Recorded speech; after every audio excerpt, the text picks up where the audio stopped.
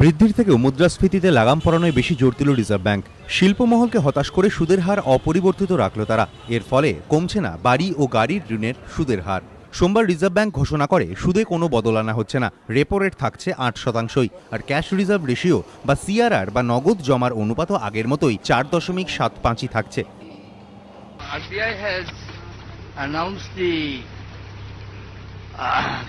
mid-quarter policy announcements, and they have retained the all crucial rates including CRR, repo rate, reverse repo rate as it was.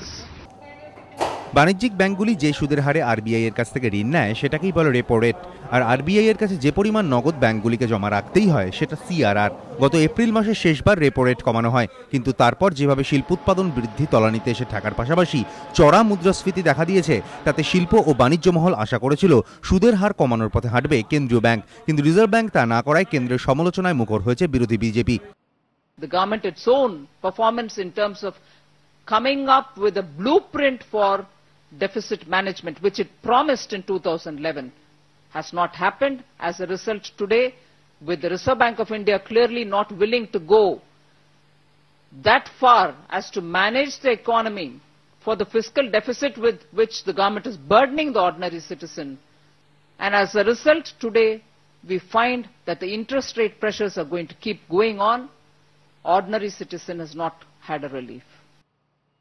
কেন্দ্রীয় bank সুদের হার না কমানোর সিদ্ধান্ত ঘোষণার পরই share বাজারেও তার প্রভাব পড়ে, নেমে যায় মুম্বাই শেয়ার সূচক সেন্সেক্স।